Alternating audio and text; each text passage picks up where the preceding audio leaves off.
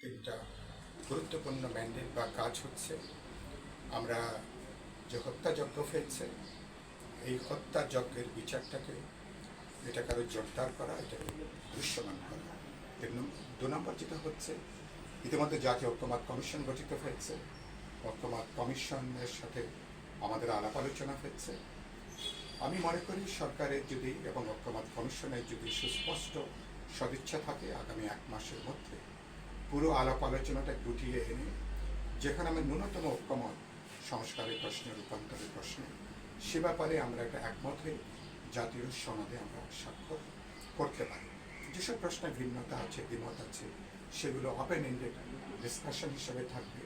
বিভিন্ন দল এবং জোট তাদের দলীয় রাজনৈতিক পরিষদে তারা এটা নিয়ে কথা বলবে, জনগণের কাছে তারা যাবে। আর থাকে নির্বাচন, এবং ইতিমধ্যে আপনারা জানেন যে প্রায় বিপুল সংখ্যক বা অধিকাংশ রাজনৈতিক দল এবং সবারই তাদের বক্তব্য বা দাবিটা হচ্ছে ডিসেম্বরের ভিতরে 16 বছর ধরে মানুষ যে জাতীয় নির্বাচনের জন্য অপেক্ষা করছে, সেই নির্বাচনটা অনুষ্ঠান করা। ফলে আমরা সে জায়গাগুলো থেকে কেউই কোনো বিচার এবং সংস্কার এবং নির্বাচন, কার্যত তিনটা কাজই আমাদের জন্য গুরুত্বপূর্ণ।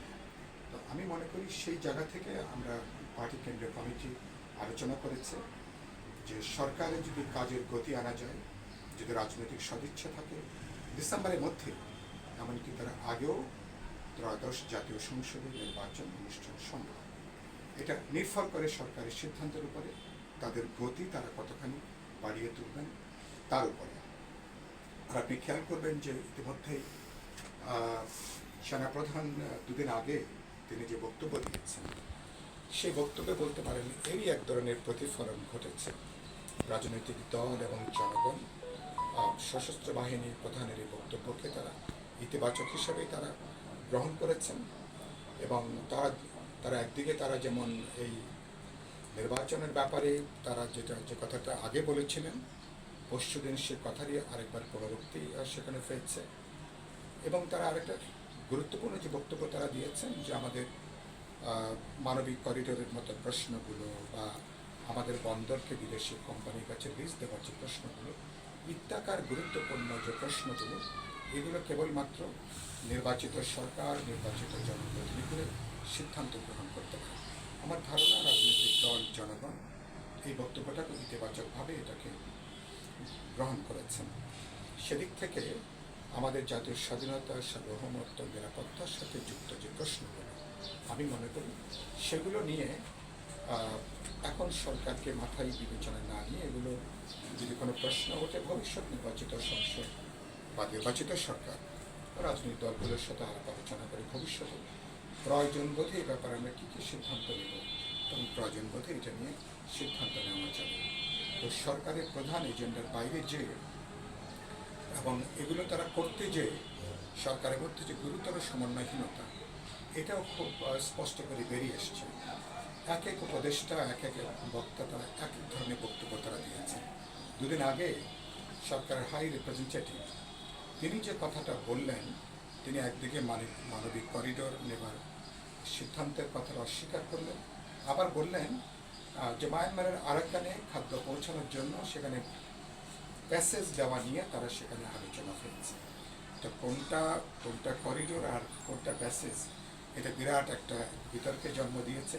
তিনি নতুন করে এই প্রেস ব্রিফিংয়ের মধ্য দিয়ে নতুন বিতর্কটাকে তিনি আরও উস্কে দিয়েছেন। তো এইসব ব্যাপারগুলো অনেক বেশি দায়িত্বশীল আচরণ সরকার এবং তার নীতি নির্ধারকদের কাছ থেকে নিশ্চয়ই আমরা দেখতে চাইব। আরেকটা কথা বলি, এবং সেটা আর ইতিমধ্যেই সরকারের যেভাবে সরকার বিতর্কিত হয়ে যাচ্ছেন, যাদের ব্যাপারে ইতিমধ্যে গুরুতর প্রশ্ন উত্থাপিত হয়েছে, সরকারের উচিত হবে সরকারের নিরপেক্ষ চরিত্র বৈশিষ্ট্য অক্ষুণ্ণ রাখবার জন্য সরকারকে, যেহেতু আগামী নির্বাচন সামনে রেখে এক ধরনের তত্ত্বাবধায়কের সরকারের মতন করে দায়িত্ব পালন করতে হবে। যত বেশি তারা বিতর্ক এড়িয়ে চলতে পারেন, তত বেশি সরকারের জন্য লাভ এবং রাজনৈতিক দলগুলোর তাতে আমি মনে করি সরকারের প্রতি আস্থার জায়গাটা বৃদ্ধি পাবে। সেদিক থেকে সরকারের উচিত হবে বিতর্কিত ব্যক্তি যারা আছেন তারা যদি সরকার থেকে বেরিয়ে আসেন আমার মনে হয় এটা সরকারের জন্য স্বস্তিদায়ক, রাজনৈতিক দল এবং জনগণের জন্য সেটা অনেকখানি স্বস্তিদায়ক তারপরে বিবেচনা সেদিন থেকে আসতে পারে। আমরা অন্তর্বর্তী সরকারকে আমরা সমর্থন যুগিয়ে যাচ্ছি। আমি দেখতে চাই যে অন্তর্বর্তী সরকার যদি ব্যর্থ হয় তাহলে রাজনৈতিক দল হিসেবে তার দায়ভারটা কিছুটা আমাদের উপর বর্তায়।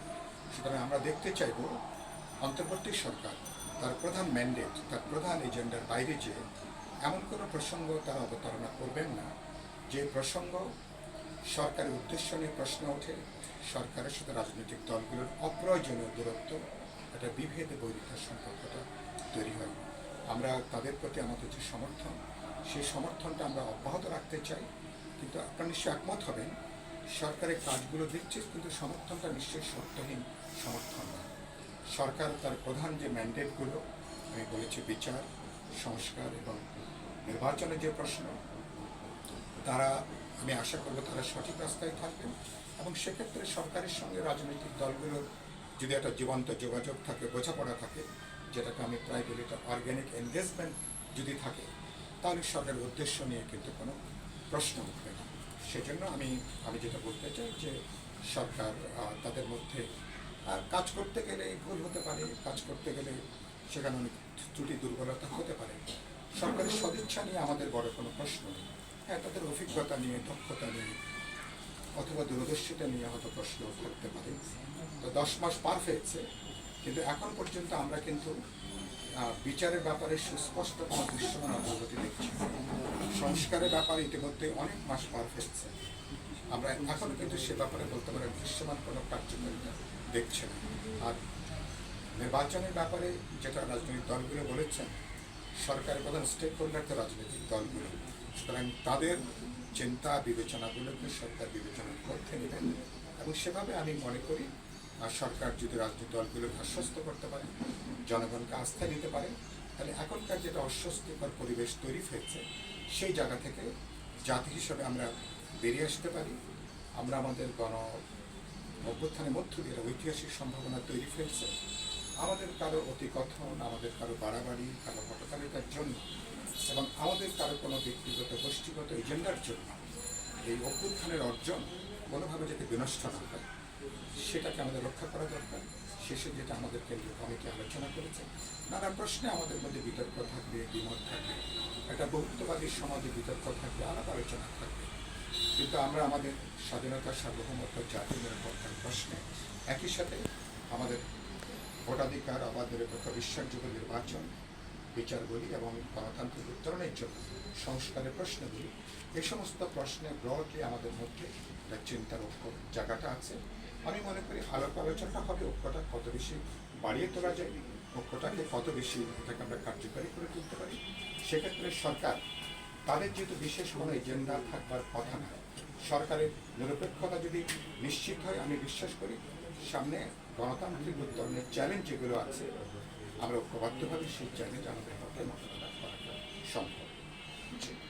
আমাদের পার্টির বিপ্লবী ওয়ার্কার্স পার্টি কেন্দ্রীয় কমিটি যে আলোচনা করেছে, আমরা সরকারের পতন বা সরকারের পদত্যাগ নিয়ে কোনো আলোচনা হয়নি। এভাবে বিপ্লবী ওয়ার্কার্স পার্টি আমরা বিবেচনা করছি। এটা তো এখনো পর্যন্ত আমাদের সমর্থিত সরকার। আমরা বলছি যে সরকার তার প্রধান দায়িত্বের বাইরে যে সরকারের দায়িত্বের বাইরে যে অনেকগুলো বলতে পারেন অনেকগুলো এজেন্ডা তারা হাজির করেছেন, যেগুলো জনগণ এবং রাজনৈতিক দলের এই মুহূর্তের এজেন্ডার বাইরে। এগুলো হাজির করতে যে সরকারের উদ্দেশ্য নিয়ে প্রশ্ন উঠেছে, সরকারের তাদের ভেতরে অন্য কোনো হিডেন এজেন্ডা আছে কিনা, জনপরিসরে বহু ধরনের আলোচনা আছে। ইতিমধ্যেই রাজনৈতিক দল এবং জনগণ নানাভাবে তাদের মতামত ব্যক্ত করেছে। আমি আশা করব এগুলোকে সরকার উপলব্ধির মধ্যে নেবেন, উপলব্ধির মধ্যে নিয়ে, এবং একটু আমি দেখলাম যে আজকে সরকারের যে মিটিং হয়েছে সেখানে একজন উপদেষ্টা তিনি প্রেসকে তিনি যে বক্তব্য দিয়েছেন, সুতরাং তাদের যে কর্তব্যের ব্যাপারে 3টা ম্যান্ডেটের ব্যাপারে, তো নিশ্চয়ই সে ব্যাপারে তো আমরা বলেছি বিচারের কাজটাকে জোরদার করতে হবে, দৃশ্যমান করতে হবে। আমরা বলেছি সংস্কারের যে কাজ আছে খুব অতি অল্প সময়ের মধ্যে, আগামী 15 থেকে 1 মাসের মধ্যে আপনি আলাপ আলোচনা করে বোঝাপড়া তৈরি করবেন। আমরা কোথায় দাঁড়াবো, যেখানে ন্যূনতম আমাদের ঐক্যমত, আমরা একমত হয়ে সেখানে সমাজে স্বাক্ষর করবো। তারপরে নির্বাচন কমিশন সরকার যদি সদিচ্ছা থাকে নির্বাচন কমিশন আগামী 1.5 থেকে 2 মাসের মধ্যে কবে নাগাদ আমরা জাতীয় সংসদে নির্বাচনে যাব, নির্বাচন কমিশন থেকেও একটা কিন্তু রোডম্যাপ সুস্পষ্টভাবে নির্বাচন কমিশন বলতে পারে। আমি মনে করি যদি রাজনৈতিক দলগুলোর মধ্যে সদিচ্ছা আছে, জনগণ একটা গণতান্ত্রিক উত্তরণ দেখতে চায়। আমরা কেউ দেখতে চায় না অন্তর্বর্তী সরকার ব্যর্থ হোক, বিপর্যয়ের মধ্যে পড়ুক, এবং প্রফেসর ইউনূসের নেতৃত্বে যে সরকার, সে সরকার অসম্মান নিয়ে সরকারে যান, এরকম অবস্থা পুরো আমরা দেখতে চাই না। আমরা সরকারকে সাফল্য চাই, কিন্তু দুর্ভাগ্যজনকভাবে রাজনৈতিক দলগুলোর যে একটা সমর্থন গত 10 মাসে অধিকাংশ ক্ষেত্রে সরকারের সমর্থনটা কিন্তু কাজে লাগাতে ব্যর্থ হয়েছে।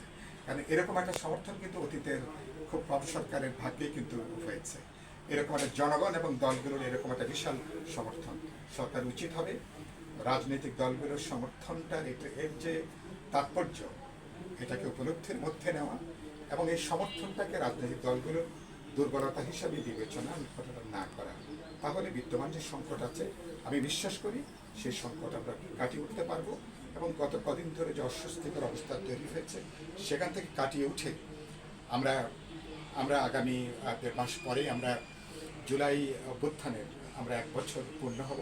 আমি আশা করি জুলাই অভ্যুত্থানের এই বর্ষপূর্তির আগেই সত্যি বাংলাদেশ একটা সুস্পষ্ট বিচারের প্রশ্ন যেমন দৃশ্যমান হবে, সংস্কারের ব্যাপারে সনদটা যাতে আমরা স্বাক্ষর করতে পারি, এবং নির্বাচনের ব্যাপারেও দেশবাসী পরিষ্কারভাবে আশ্বস্ত হবার মতন একটা রোডম্যাপ অথবা একটা পথনকশা সরকারের দিক থেকে দেশবাসী নিশ্চয়ই পাবে, এবং তাহলে নিশ্চয়ই সরকারকে আমরা ধন্যবাদ জানাবো।